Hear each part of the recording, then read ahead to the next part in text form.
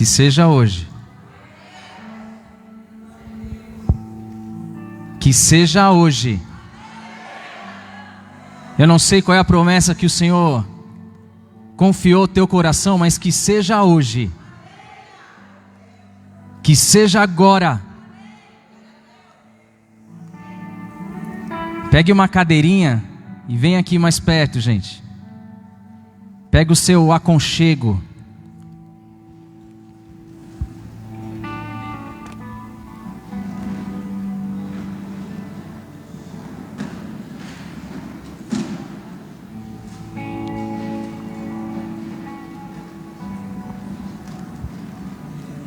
Pode chegar, gente.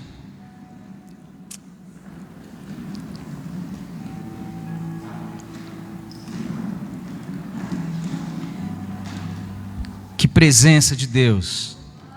Que presença do Espírito Santo nessa casa. 2 Crônicas capítulo 7. Abra sua Bíblia. 2 Crônicas capítulo 7.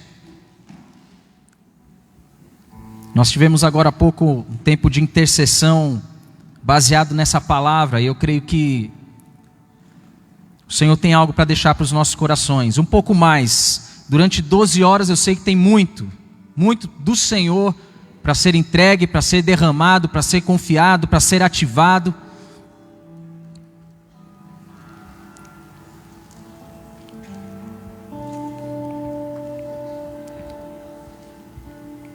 Segunda Crônicas, capítulo 7, de 1 a 3. Tendo Salomão acabado de orar, desceu fogo do céu e consumiu o holocausto e os sacrifícios, e a glória do Senhor encheu a casa. Os sacerdotes não podiam entrar na casa do Senhor, porque a glória do Senhor tinha enchido a casa do Senhor. Todos os filhos de Israel, vendo descer o fogo e a glória do Senhor sobre a casa, se encurvaram com o rosto em terra sobre o pavimento e adoraram e louvaram o Senhor, porque Ele é bom, porque a sua misericórdia dura para sempre. Aleluia, aleluia. Onde Deus está? Onde Deus está? Talvez essa seja uma das maiores indagações da humanidade, tentando compreender a divindade, tentando compreender o que é transcendente, e as pessoas perguntam: onde Deus está?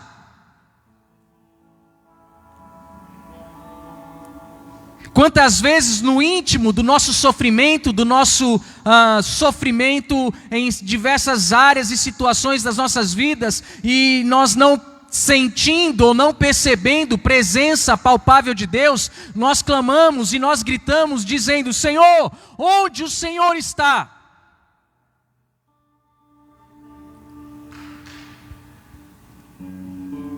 E há algumas maneiras de nós tentarmos tatear ou tentarmos perceber aonde Deus está, mas há algo muito certo.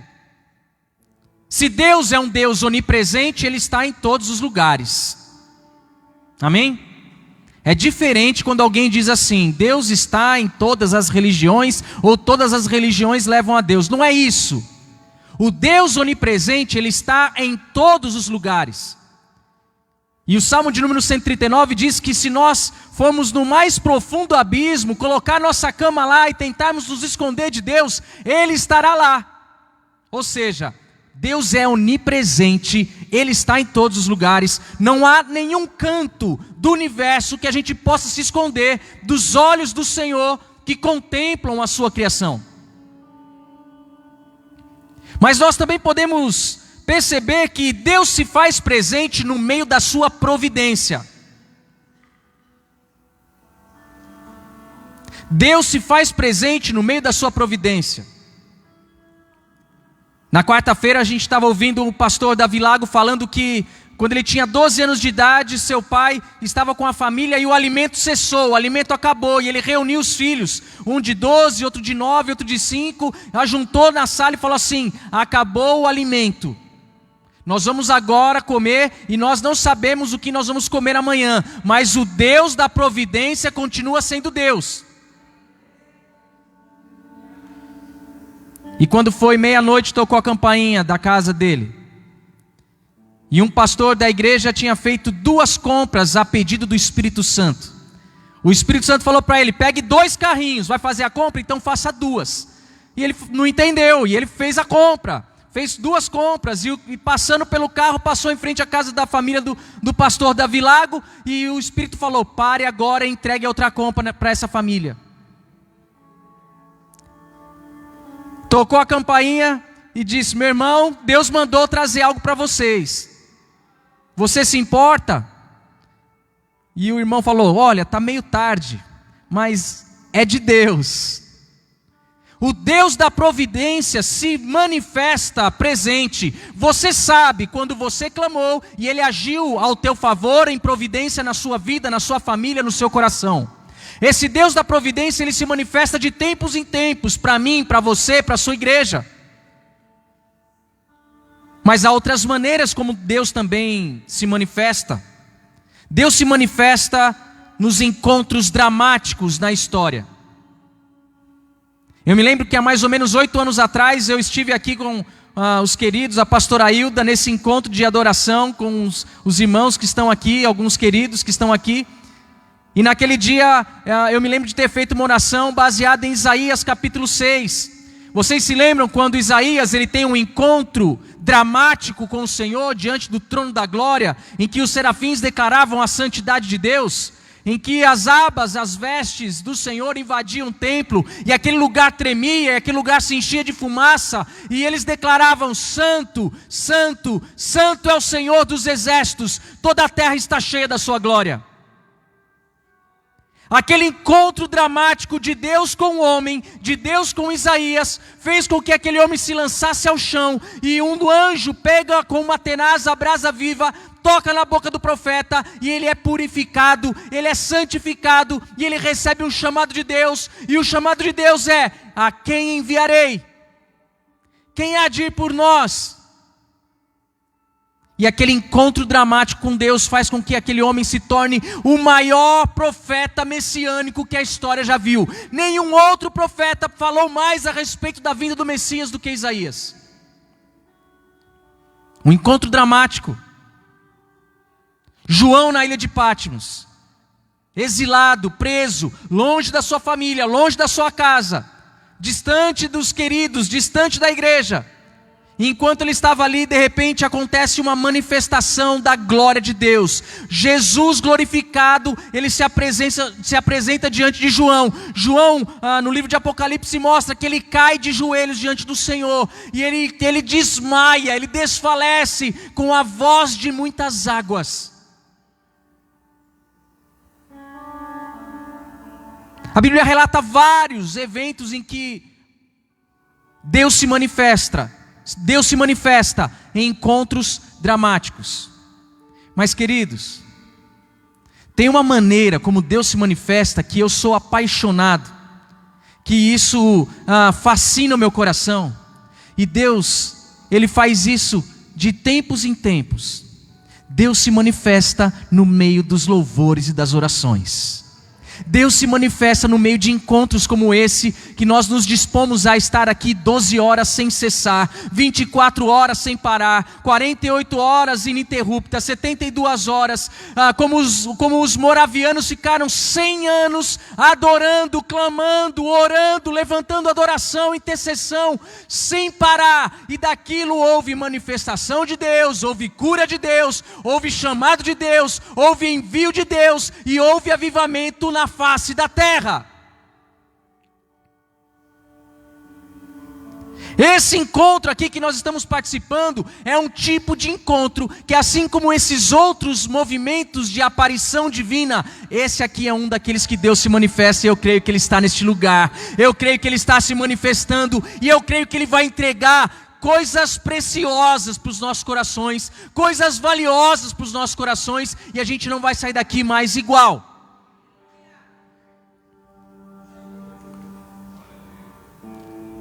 E a título de pano de fundo do que eu quero compartilhar com vocês, do texto que eu li, Eu quero dizer para vocês que antes dessa oração ser feita, antes desse fogo ser derramado aqui no livro de 2 Crônicas capítulo 7, há um contexto, há algo por trás disso.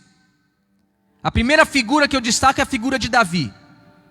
Davi era um adorador incessante. Davi era um apaixonado pela presença. Davi era insaciável por ter Deus perto dele. O mesmo Davi que era um pecador, o mesmo Davi que foi um adúltero, o mesmo Davi que foi um homicida, o mesmo Davi que pecou em não conseguir governar a sua casa, era um homem que foi chamado de um homem segundo o coração de Deus.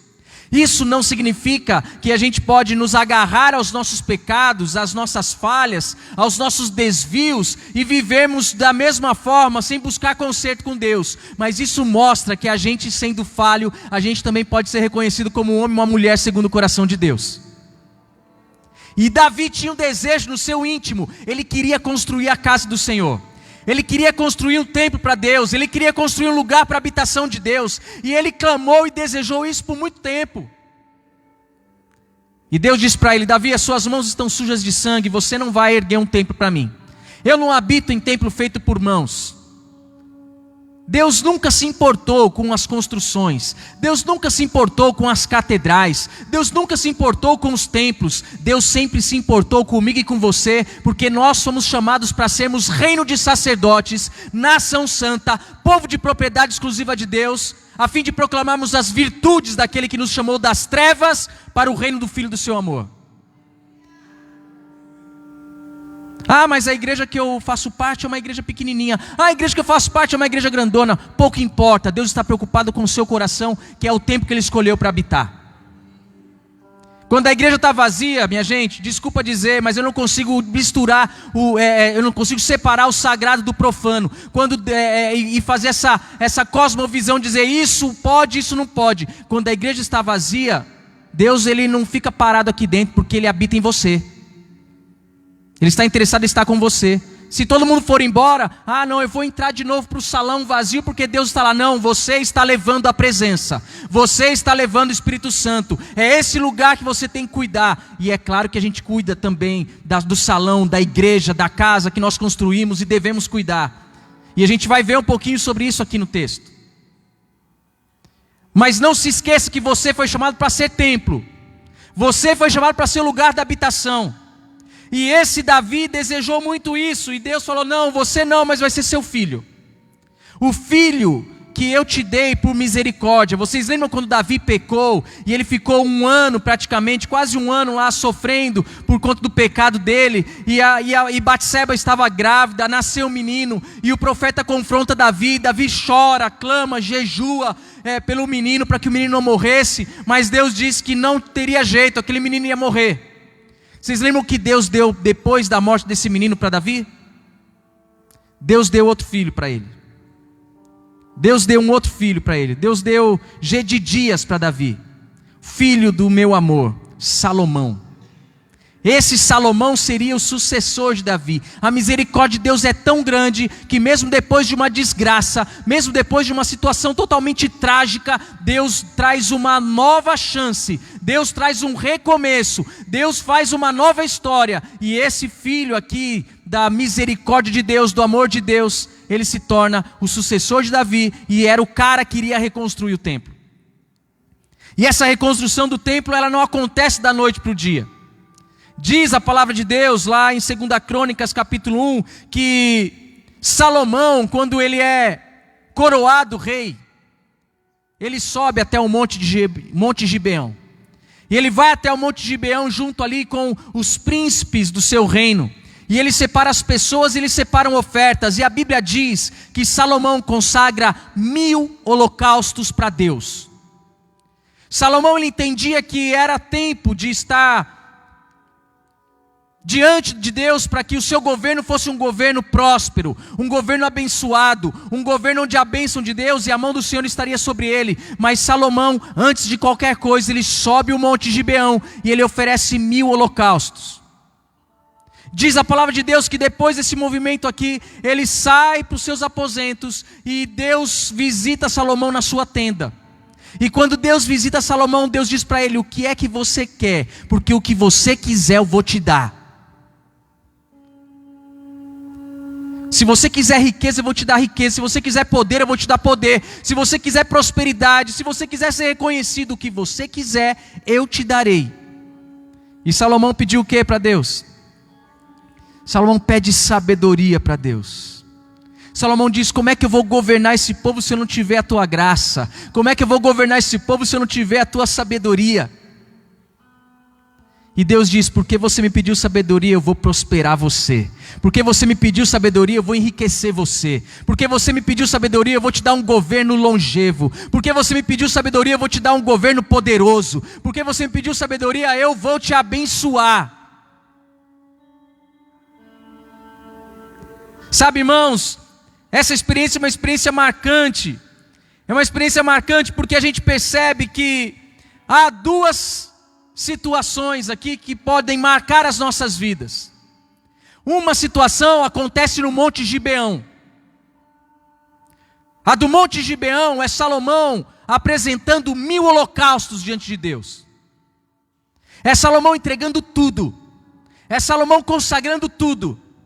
E a segunda experiência acontece no Monte Moriá, no mesmo monte onde Abraão sobe para oferecer Isaac como sacrifício, é onde o templo é construído. No alto do Monte Moriá, onde o templo foi construído, onde depois de alguns anos aqui, Salomão vai ver a presença de Deus invadindo o lugar depois de uma oração. 2 momentos de oração, 2 montes diferentes, mas eu creio que nessa tarde, nesse começo de noite, nós também poderemos subir, tanto no Monte Gibeão, e entregar, consagrar, colocar diante de Deus os nossos sacrifícios, os nossos holocaustos, não medir esforços para entregar a nossa vida toda, sabendo que Deus tem muito para derramar sobre nós, sabendo que Deus tem muito para derramar sobre a nossa casa, sabendo que Deus tem muito para derramar sobre a nossa mente, sobre o nosso coração. Nós vamos subir o Monte Gibeão juntos. Nós vamos escalar a montanha juntos. Não vai ter barreiras para a gente escalar essa montanha e entregar o que a gente tem de melhor para o Senhor. Mas também, queridos, nessa tarde, nós também vamos subir no Monte Moriá.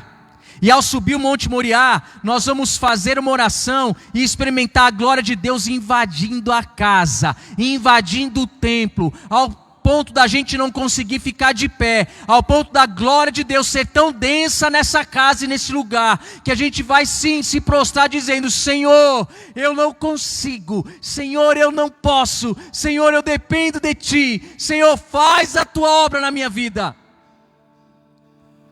Quantos desejam isso aqui? Aleluia, aleluia, aleluia. O versículo 1-3 do texto que a gente leu, ele nos mostra a respeito de uma casa preparada para que Deus possa habitar. Tendo Salomão acabado de orar, desceu o fogo do céu e consumiu o holocausto, os sacrifícios, e a glória do Senhor encheu a casa. Os sacerdotes não podiam entrar na casa do Senhor, porque a glória do Senhor tinha enchido a casa do Senhor. Todos os filhos de Israel, vendo descer o fogo e a glória do Senhor sobre a casa, encurvaram com o rosto em terra, sobre o pavimento, e adoraram e louvaram o Senhor, porque é bom, porque a sua misericórdia dura para sempre.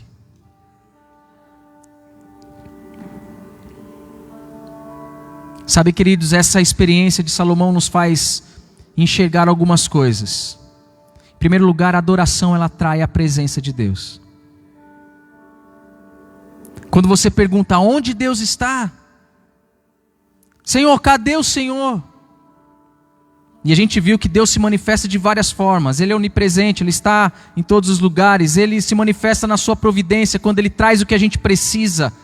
Ele se manifesta em encontros dramáticos que a Bíblia nos relata, e outros tantos de experiências que nós já vimos irmãos e irmãs relatando, mas ele se manifesta quando há adoração. A adoração atrai a presença de Deus. Se nessas 12 horas de adoração e intercessão, nós cremos que o Senhor tem algo para a gente, não cesse de entregar a sua adoração, porque Ele vai se manifestar, e eu creio que até o último minuto desse encontro aqui, um lampejo, um derramar, um mergulhar, algo precioso, algo poderoso, algo denso será derramado do trono da glória, porque a adoração atrai a presença de Deus.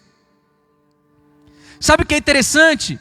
É que no capítulo 5, um pouco antes, já havia uma movimentação para esse momento, já havia uma consagração, já havia uma festa.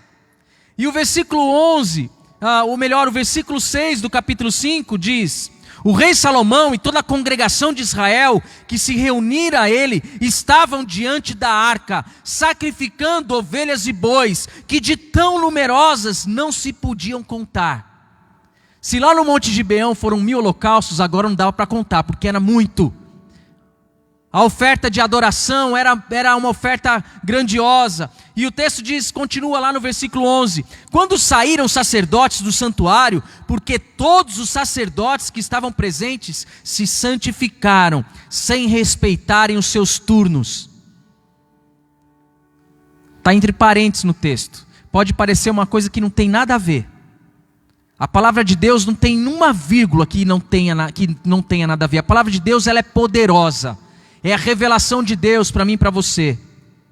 Davi é o cara que organiza um tabernáculo onde a adoração acontecia com mais de 60 mil pessoas envolvidas nesse movimento todo. E os turnos eles eram passados, como nós estamos fazendo aqui, de equipe para equipe, de time para time, para que a adoração não parasse, para que a intercessão fosse contínua, para que o movimento de incenso sendo levantado da terra para o céu não cessasse. Só que o texto diz aqui que os sacerdotes eles não respeitaram os turnos deles.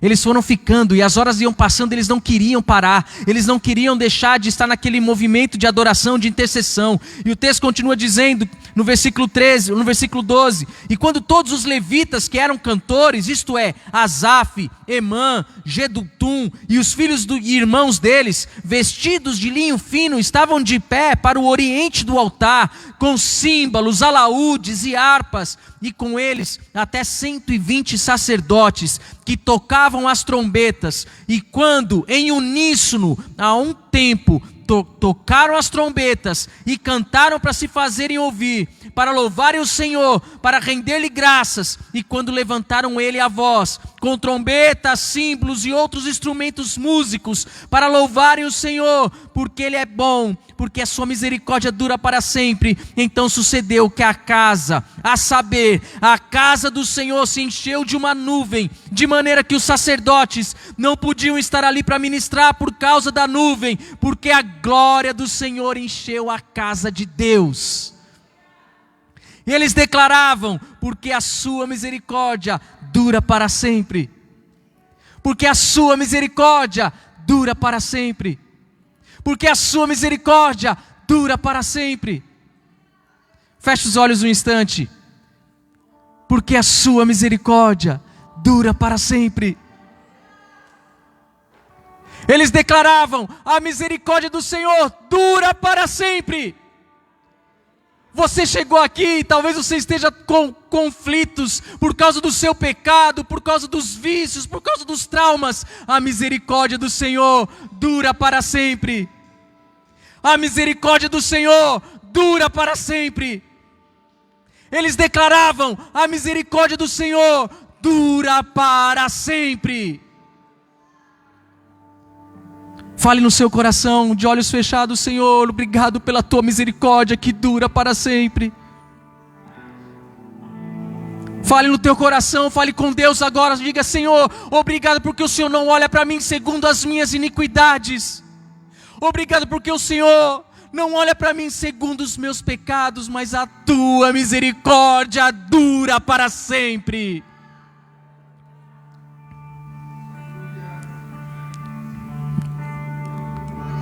Fale com Deus. Fale com Deus aí. Fale com Deus. Ele está aqui. Ele está aqui, nós vamos continuar com a mensagem, mas agora fale com Deus, fale: Senhor, tem misericórdia de mim, Senhor. Senhor, tenha misericórdia de mim, Senhor. A tua misericórdia dura para sempre.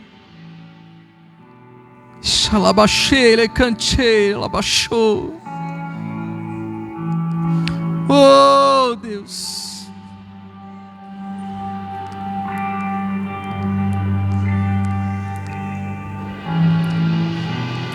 Aproveita esse momento para você confessar pecados.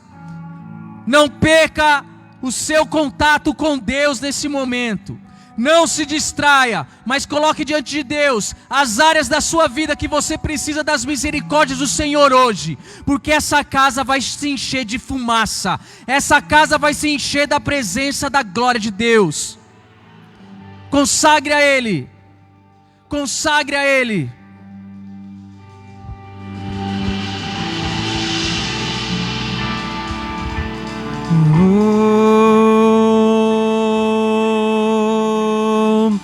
O que dizer,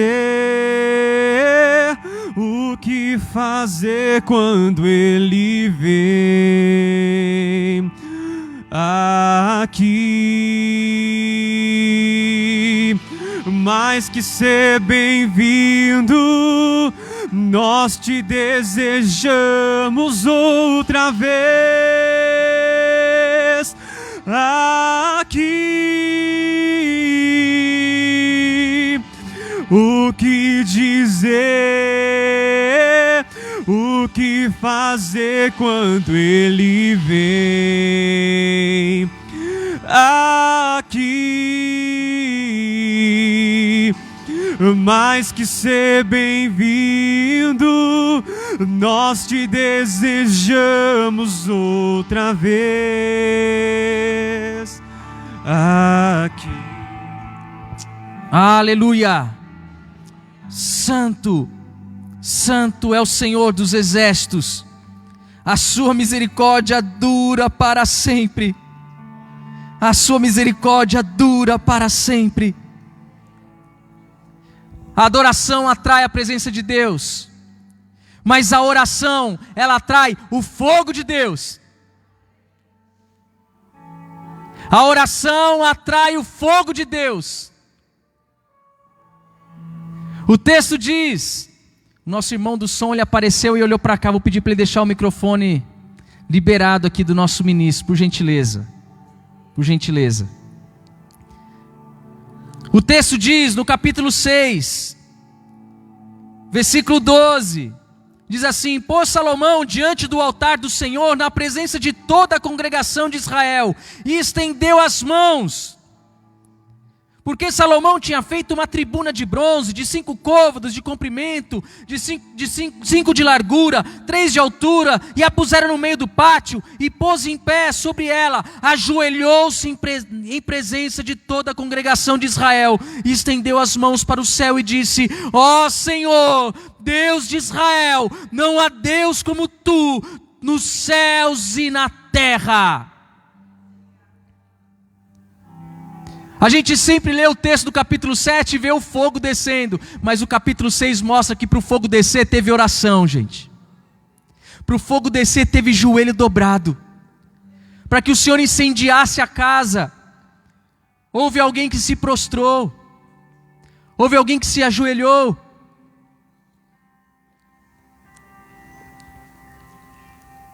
A oração, ela atrai o fogo de Deus. E nós vamos ver no capítulo 6 que Salomão ele apresenta diante de Deus algumas causas. Primeiro ele faz uma oração de adoração, porque ele declara, Senhor, Deus de Israel, não há Deus como Tu. Lembra quando o discípulo chega para Jesus e diz assim: Jesus, nos ensine a orar. Os discípulos sedentos para saber como conversar com o Pai, Jesus disse: Pai nosso que estás nos céus, santificado seja o Teu nome, ou seja, santo é o Teu nome.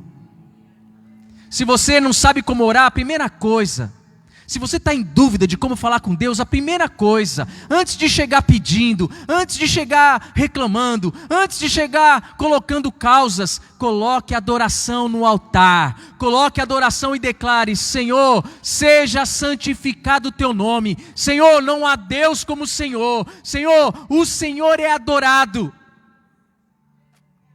Quer criar uma conexão da tua oração com Deus? Quer atrair o fogo da presença? Ore adorando a Deus. Ore declarando que Ele é grande e não há nenhum outro. Ore declarando que Ele é poderoso e não há ninguém comparado a Ele. Ore declarando que Ele é santo, santo, santo, santo, santo é o Senhor dos exércitos.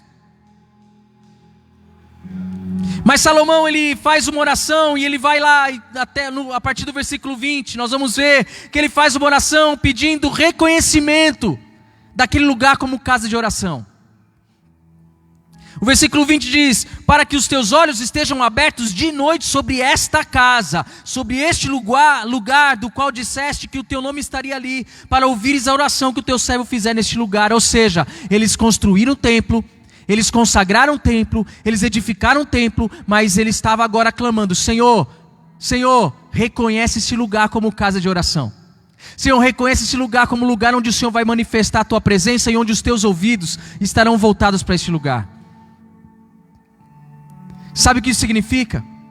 Que um dia nós somos chamados para sermos de Deus, que um dia o sangue de Jesus nos comprou, nos resgatou das trevas para a maravilhosa luz de Cristo, e que a gente pode orar e falar: Senhor, o Senhor me escolheu para ser do Senhor, então Senhor, me reconheça como parte do teu povo, me reconheça como casa favorita, me reconheça como lugar da tua habitação.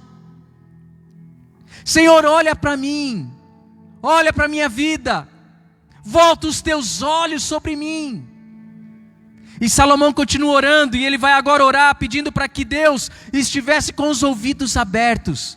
O texto diz, o 21, ouve, pois, a súplica do teu servo e do teu povo de Israel. Capítulo 6. Ouve, pois, a súplica do teu servo e do povo de Israel, quando orarem neste lugar. Ouve do lugar da tua habitação dos céus, e ouve e perdoa. Você é templo de habitação do Espírito Santo. Então ore como Salomão, dizendo: Senhor, ouve a minha oração. Senhor, quantas vezes eu estou em oração e parece que a minha oração não bate no teto e volta. Senhor, quantas vezes eu apresentei o meu filho diante do teu altar e parece que eu não ouço, eu não tenho resposta. O Senhor me ouviu. Senhor, quantas vezes eu coloquei a minha família que está longe do Senhor e parece que nada acontece. Senhor, quantas vezes eu apresentei minhas finanças e eu não vejo transformação acontecendo. Senhor, quantas vezes eu pedi dons e talentos e eu estou aqui orando. O Deus dos céus vai abrir os ouvidos dele para que a nossa oração possa ser ouvida, para que uma palavra seja liberada, para o que foi prometido seja cumprido, para aquilo que você espera e anseia possa ser derramado do trono da glória e da graça. Então, meu irmão, minha irmã, os ouvidos do Senhor estão abertos sobre este lugar, sobre a sua vida e sobre a sua casa. Salomão continua orando e ele pede justiça. Ele pede justiça. O texto, tema das 12 horas tem a ver com justiça. O texto de Oséias 10, 12. É hora de buscar o Senhor até que Ele venha e faça chover justiça sobre vocês. É bem verdade que essa palavra de Oséias tinha a ver com o juízo de Deus por causa do pecado do povo.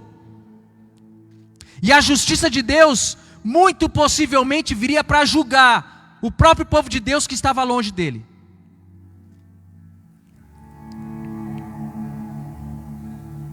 A oração de Salomão pedindo que houvesse justiça, e o versículo 23 diz: ouve tu dos céus, age e julga os teus servos. Tem a ver com juízo. E sabe, irmãos, quando nós pedimos para que a justiça de Deus venha, normalmente nós olhamos para as injustiças da sociedade, não é verdade? Nós olhamos para uma sociedade desigual, nós vemos pessoas pegando comida nos lixos, e nós vemos outros morando em grandes condomínios. Nós vemos pessoas que não têm onde morar, e nós vemos outras pessoas tendo lugares maravilhosos para deitar e repousar sua cabeça. Nós vemos pessoas que não têm condições de transitar e precisam às vezes de uma ajuda por conta de não ter sequer recursos para ir de um lugar para outro. E ontem mesmo, eu estava em Cuiabá e um pastor chegou no aeroporto e falou para mim assim: eu sou pastor evangélico, eu não tenho R$1 para voltar para minha casa porque eu fui assaltado. E na hora eu pensei: Senhor, faz a tua justiça, Ele é teu servo. Quantas vezes nós clamamos por justiça para que Deus venha e faça com que as coisas que estão desordenadas na sociedade, na terra, possam ser alinhadas à graça, à misericórdia de Deus. Mas eu quero dizer uma coisa para você: a justiça não é só isso. A justiça de Deus tem a ver também quando o povo se rebela. A justiça também tem a ver quando o povo de Deus se afasta dos caminhos de Deus.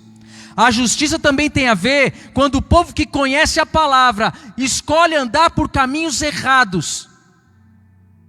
E o Senhor vem com juízo, dizendo: eu não te conheço, aparta-se de mim. Você não faz parte do meu povo. A justiça de Deus é quando a gente chegar no dia final e o Senhor disser para mim e para você: pode vir, pode entrar. Mas a justiça de Deus também pode ser o peso dizendo assim: eu não te conheço. Quando eu pedi comida, você não me deu. Quando eu pedi água, você não me deu. Quando eu estava enfermo, você não me visitou. Esse juízo, meus irmãos, é o juízo eterno. E esse juízo, eu não quero experimentar desse juízo sobre a minha vida. Então quando Salomão ora, dizendo: Senhor, age e julga os teus servos, ele está falando de justiça. Esse texto aqui de Oséias fala de justiça. Então esse é o tempo da gente também se arrepender, da gente se voltar para o Senhor e dizer: Senhor, tenha misericórdia, porque eu não quero experimentar desse juízo.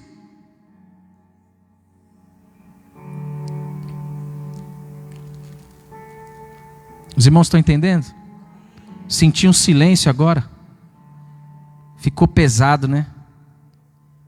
Ah, pastor, vamos falar de graça e misericórdia. Ficar falando de juízo é muito pesado, né? A palavra profética, ela vai atingir o nosso coração, onde a gente precisa ser consertado, confrontado.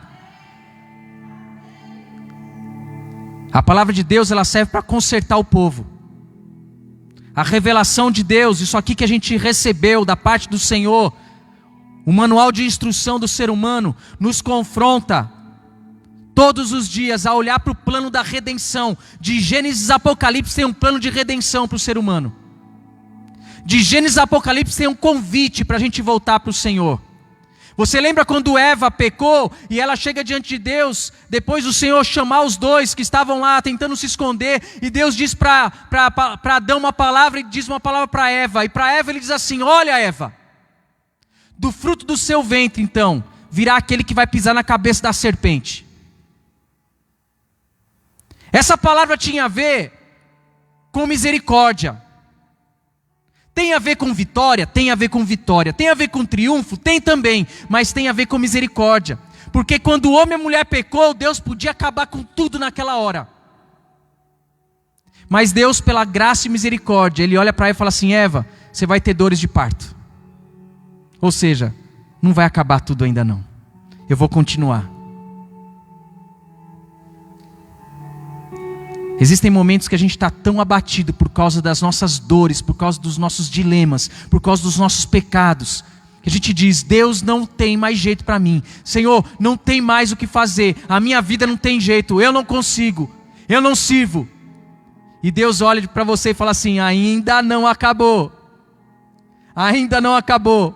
Antes do meu juízo, a mulher vai ter dores de parto, e aquele que vai pisar na cabeça da serpente vai nascer. E a gente já pode declarar que ele já veio. Ele já pisou na cabeça da serpente, e tem ainda o grande final, que será o dia em que Jesus vai voltar para eliminar de uma vez por todas o nosso inimigo, a grande serpente, Satanás. E aí nós reinaremos eternamente com o Cordeiro Santo. Ah, Deus! Não tem como a gente se reunir 12 horas de oração e adoração e não declarar Maranata. Maranata. Vem, Senhor Jesus. Mas a oração de Salomão continua. Gente, eu estou só começando o sermão, tá? Estou só começando. Quando a voz acabar, aí, beleza. Aí deixa os irmãos seguirem. O irmão que ministrou antes de mim, eu fiquei ouvindo aquela presença poderosa, aquela unção. Eu disse, Senhor, me dá uma unção que minha voz aguente igual a dele. Porque eu já estou aqui com a garganta. Orem aí, irmãos. Quanto mais vocês oram, mais Deus vai entregando a palavra. Amém?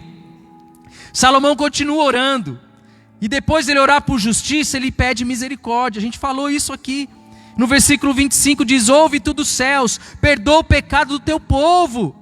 Perdoa o pecado do teu povo. Quando os céus se cerrarem e não houver chuva, por ter o povo pecado contra ti, e ele orar neste lugar, e confessar o seu nome, e se converter os seus pecados, havendo tu afligido, ouve tu dos céus, perdoa o pecado de teus servos, e do teu povo de Israel, ensinando-lhes o bom caminho em que andem, e que dá chuva na tua terra, que deste em herança ao teu povo. Na mesma casa onde Salomão pede justiça, Salomão pede misericórdia. Vai chover, meus irmãos. Vai chover, queridos. Os céus vão se abrir. Os céus estão cerrados sobre a sua vida. Tem promessa que ainda não foi entregue, que ainda não chegou. Os céus vão se abrir. Oh Deus. E ele pede em favor dos estrangeiros. Isso é lindo. Versículo 33. Ouve tu dos céus, do lugar da tua habitação, e faze tudo que o estrangeiro te pedir, a fim de que todos os povos da terra conheçam teu nome, para te temerem como teu povo de Israel, e para saberem que esta casa que eu edifiquei, ela é chamada pelo teu nome. Isso é poderoso.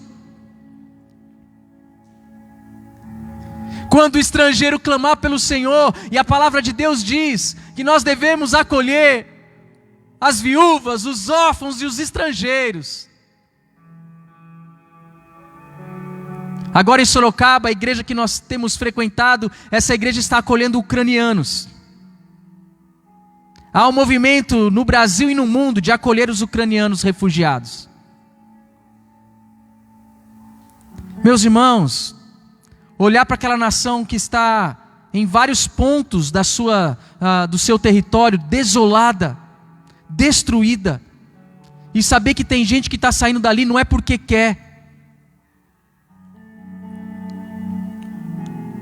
Há uns 5 anos atrás, em Manaus, os venezuelanos invadiram a cidade. E nós começamos um movimento para acolher os venezuelanos. E eu cheguei para um crente, meu amigo, e falei, vamos fazer uma ação para acolher os venezuelanos? E ele me disse assim, pastor, me chama para fazer qualquer outra coisa, mas por que eu vou ajudar essas pessoas? Eles não são daqui, eles tinham que voltar para a casa deles.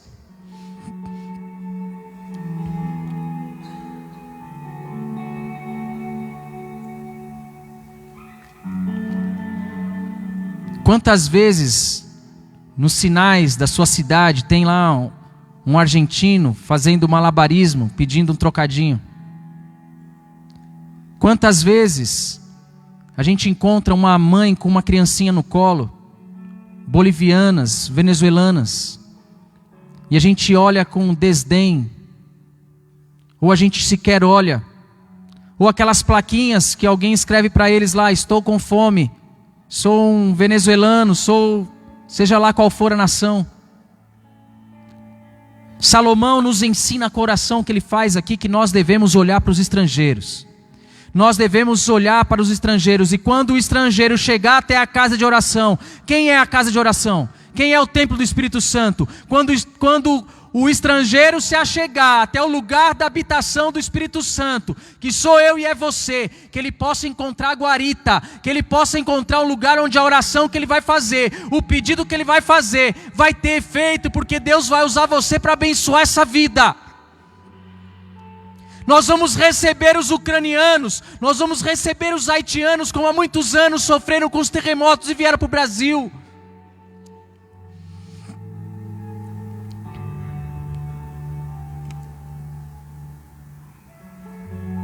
Salomão continua orando, e ele vai agora orar no versículo 33 ainda, ele vai falar sobre proteção. Ele vai pedir proteção, ou melhor, do 34 em diante: quando teu povo sair à guerra contra o seu inimigo, pelo caminho porque os enviares e orarem a ti, voltados para essa cidade que tu escolheste, para essa casa que edifiquei ao teu nome, ouve tu dos céus a sua oração e a sua súplica, e faz-lhe justiça. O povo sairia à guerra, clamaria a Deus. Nós saímos todos os dias nós saímos de casa para guerrear. Todos os dias nós enfrentamos os inimigos que se levantam contra nós. Que o Senhor derrame proteção, que o Senhor envolva-nos com a tua presença gloriosa, que o Senhor acampe os teus anjos ao nosso redor, que por onde nós andarmos nós estejamos guardados, que os umbrais das nossas portas tenham a marca do sangue do Cordeiro, e quando o anjo da morte passar, nós estaremos protegidos. A morte não entrará sobre as nossas tendas. A proteção do Senhor irá nos envolver, irá nos dar a certeza e a convicção de que nós somos guardados e protegidos por Deus. Salomão está orando, gente. O fogo nem caiu ainda. É a preparação. Você quer atrair a presença? Adore a Deus. Você quer atrair o fogo? Ore. Quer atrair o fogo de Deus? Ore. E a oração continua. E ele vai clamar pela presença de Deus. Versículo 41. Levanta-te, pois, Senhor Deus, e entra para o teu repouso, tu e a arca do teu poder, e os teus sacerdotes, ó Senhor Deus, se revistam de salvação, e os teus santos se alegrem do bem. Salomão está dizendo: levanta-te, Senhor, entra neste lugar, entra nessa casa.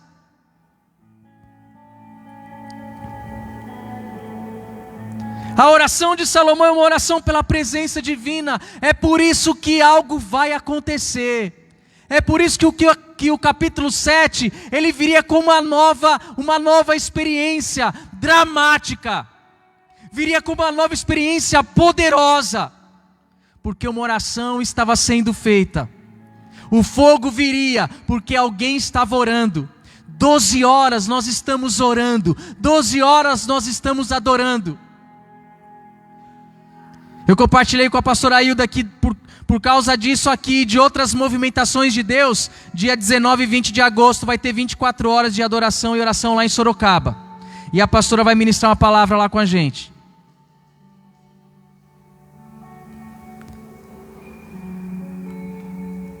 Eu ainda não terminei a pregação, mas eu quero convidar você a ficar de pé. Irmãos, vocês vão me aguentar aqui hoje. Resistam. Resistam.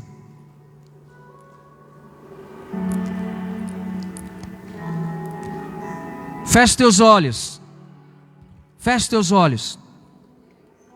Eu quero que você entenda, antes de nós partirmos para uma próxima parte aqui desse texto, eu quero que você entenda o significado da oração que atrai o fogo. Eu quero que você guarde no seu coração a representação do fogo de Deus. É verdade que em muitas partes da Bíblia o fogo representa também o juízo. É verdade que em algumas passagens bíblicas o fogo vai representar o juízo. Mas essa experiência aqui nos mostra que o fogo, ele tem uma representação. O fogo representa a aceitação da parte de Deus. Quer entender melhor? Traz à sua mente a experiência de Elias no Monte Carmelo. Ele desafia os profetas de Baal, 400 profetas. Depois os 450 profetas de Acerate. E ele diz: vamos ver se o seu Deus vai trazer resposta para consumir o holocausto que está aqui. Vamos ver se vai acender o fogo aqui do holocausto. E ele desafia os profetas de Baal. E os profetas ficavam se flagelando. Eles ficavam andando. Eles ficavam fazendo as suas orações, as suas preces. Nada aconteceu. Mas a Bíblia diz que ao orar, Elias, o profeta de Deus, Deus derrama o fogo da aceitação do holocausto sobre aquele lugar. Deus derrama o fogo da aceitação dele e queima o holocausto. Até a água que ele colocou ao redor do holocausto foi chamuscada. O fogo de Deus representa que Deus ouviu a sua oração. Ele aceitou a sua oração. Ele aceitou o seu pedido. Eu quero fogo para ser cheio, sim. Eu quero fogo para ter dons espirituais, sim. Mas o fogo da aceitação é algo que é poderoso, irmãos. Você orar e Deus derramar fogo dizendo: eu estou com você. Esse projeto é meu projeto. Esse projeto tem a minha mão. Feche teus olhos, apresente o seu projeto diante de Deus. Apresente a sua causa aí. Apresente aquilo que você já orou, ou que você algum dia orou e você cansou de orar. Eu creio que nessa tarde ou nessa noite, eu creio que Deus está liberando a aceitação nessa casa. A aceitação da parte de Deus nessa casa. O fogo de Deus representa o aval de Deus, representa a legitimidade. O que você está orando é legítimo. O fogo de Deus nesse lugar. Fogo de Deus neste lugar.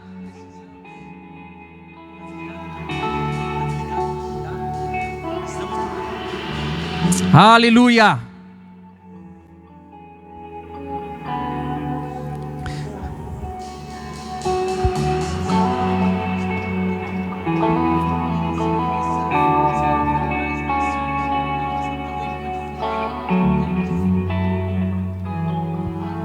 Levante a sua voz, levante as suas mãos, peça o fogo da presença, peça o fogo da presença de Deus neste lugar, peça o fogo sobre o seu projeto, peça o fogo sobre a sua causa, peça o fogo sobre a sua família, peça o fogo sobre a sua enfermidade, peça o fogo sobre o seu sofrimento, peça o fogo sobre o seu anseio, peça o fogo de Deus, peça o fogo de Deus.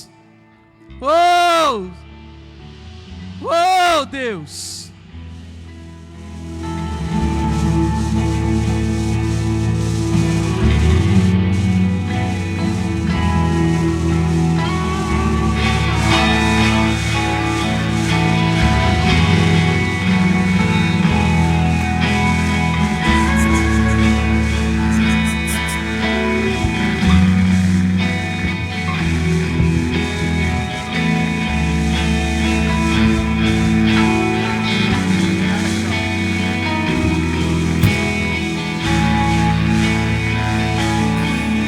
Deixa o fogo descer, deixa o vento soprar, deixa a glória cair. Deixa o fogo descer, deixa o vento soprar, deixa a glória cair. Deixa o fogo descer, deixa o vento soprar, deixa a glória cair. Deixa o fogo descer, o vento soprar, deixa a glória cair. Deixa o fogo descer, o vento soprar e a glória cair. Deixa o fogo